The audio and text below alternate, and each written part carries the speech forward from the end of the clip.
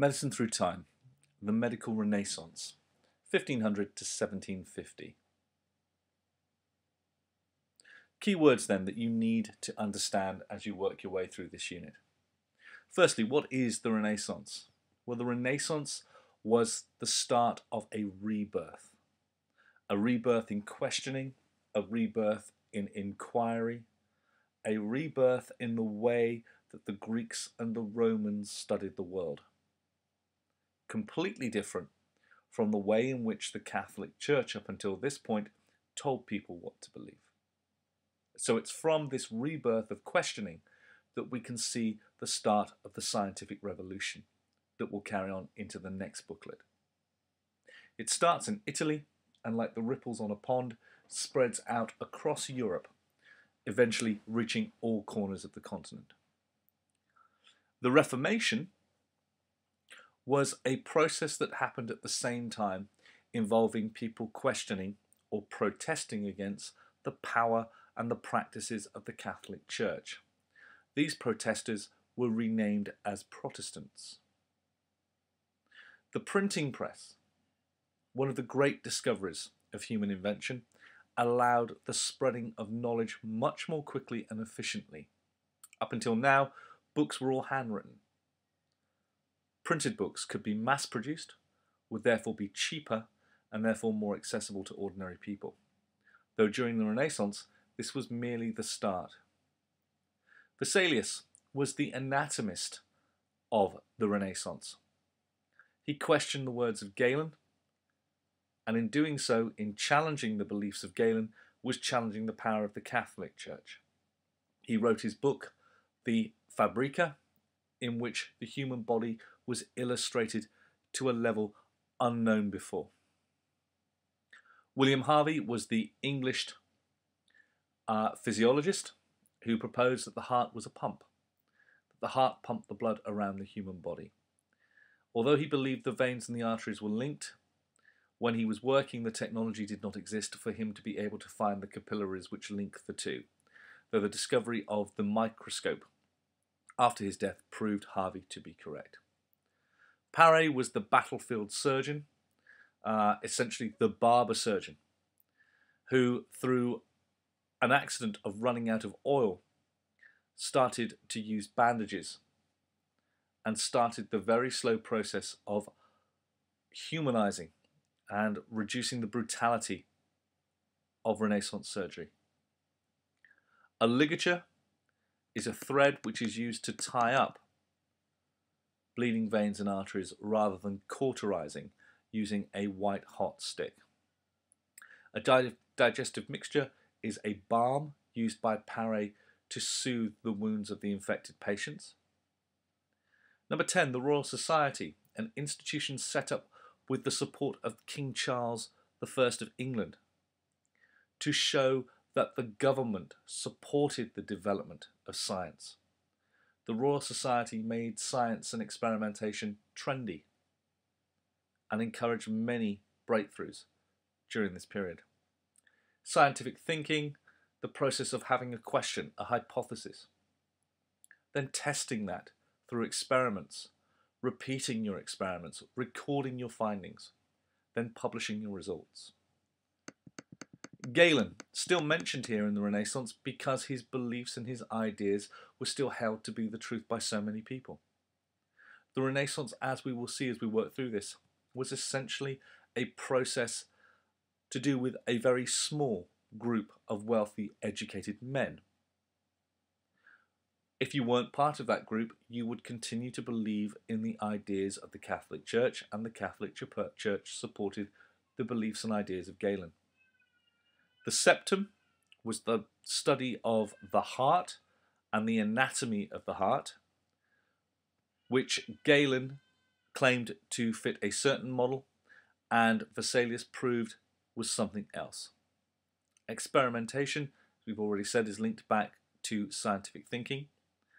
Anatomy is the greater understanding gained during this period of where different parts of the body are, and as a consequence of a greater understanding of anatomy, knowledge of physiology, or how the body worked, improved as well.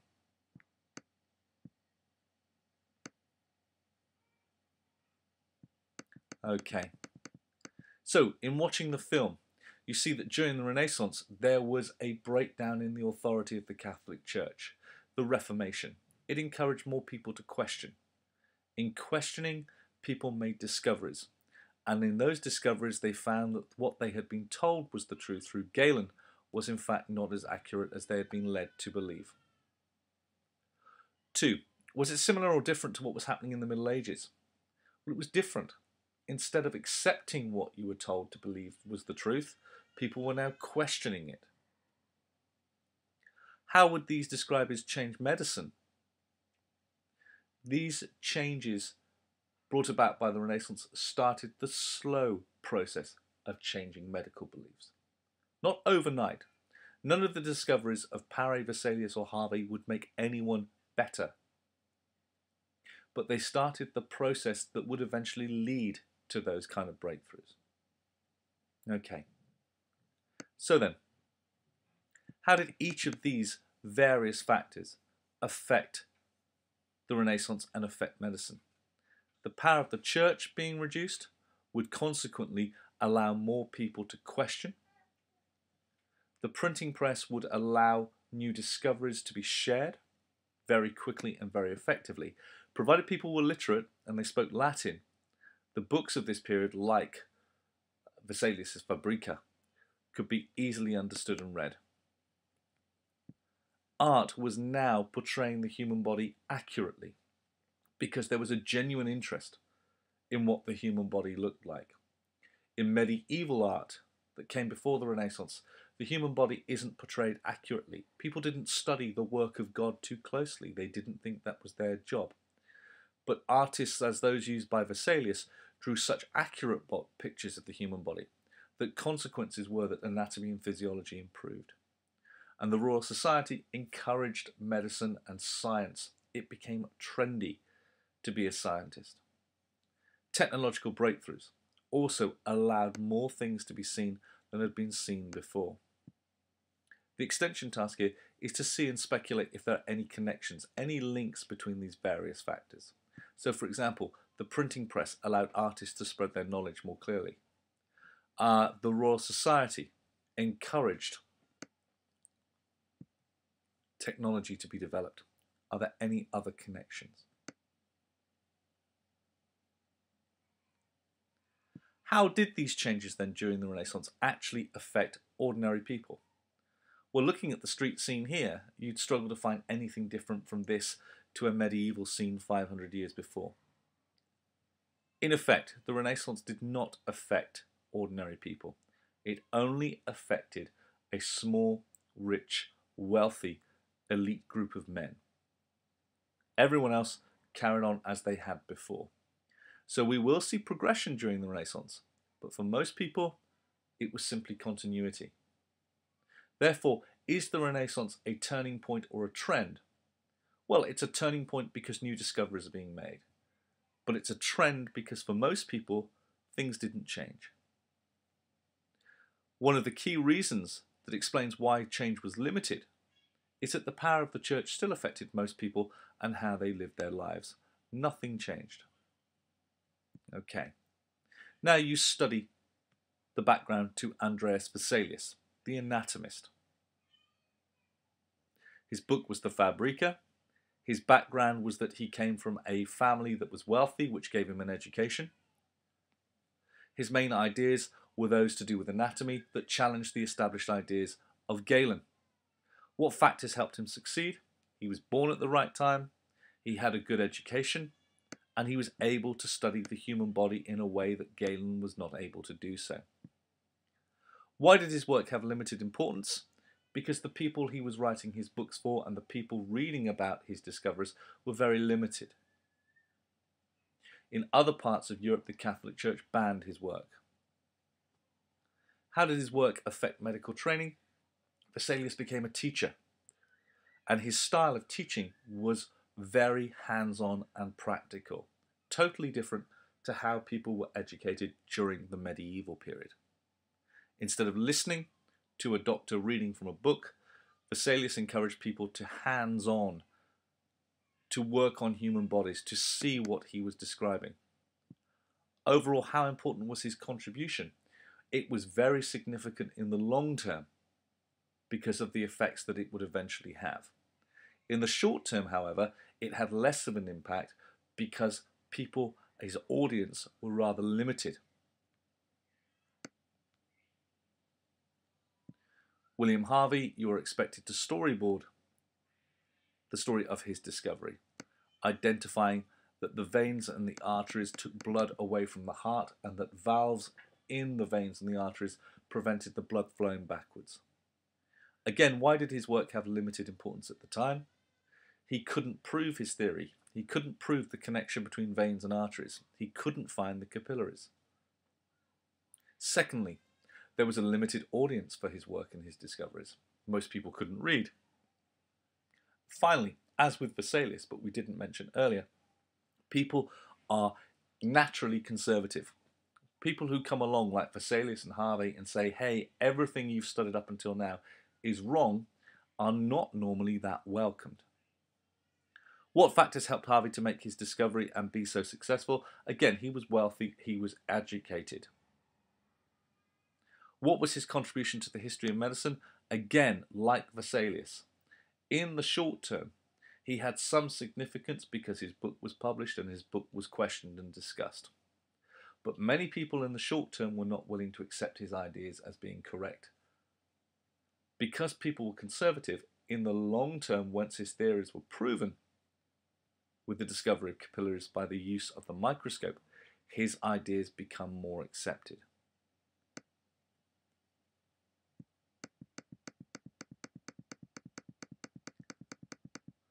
So who do these statements apply to?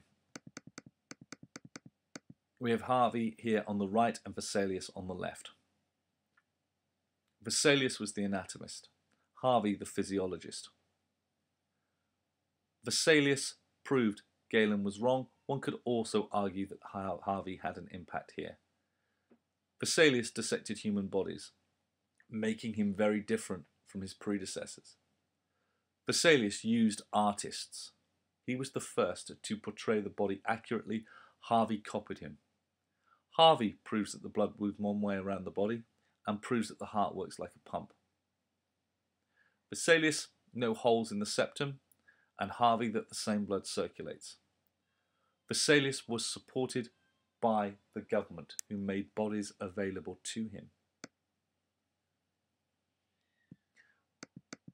The story of Paré to be portrayed in any format you like. The battlefield surgeon who runs out of boiling oil and his only other tool is the cautery iron and the amputating saw. In the absence of these tools of his profession, Paré still is forced to amputate, but once he amputates, instead of using boiling oil, he uses ligatures to tie up the veins and arteries and bandages to seal the wounds. Expecting these patients to die, he is of course extremely shocked to find out that the survival rate amongst this group is higher than those treated in the traditional way. Why was his work limited at the time? Well, exactly as we've had before. There was a limited audience to his work. Those people who were open-minded about what he was proposing were conservative. They didn't like the idea of changing their ways. Battlefield surgeons were brutal people. The work of Paré is encouraging them to think and change the way in which they practice their profession. What factors helped Paré make his discovery? He was lucky. He was lucky there was an alternative, and he stumbled upon an alternative. What was his contribution to the history of medicine? Again, in the short term and the long term, different. Short term, his ideas had a limited impact and took their time to spread. In the long term, however, through the publishing of his work and the spreading of knowledge, his role as a more humane surgeon helps the process of changing the battlefield surgeon into the highly skilled surgeon that we associate with them in the 21st century.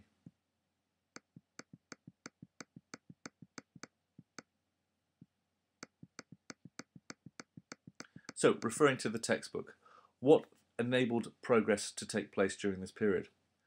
The breakdown in the power of the church, increasing questioning, but holding back against this are the conservative nature of people not willing to change their minds. The speed of communication means that new ideas take their time to spread.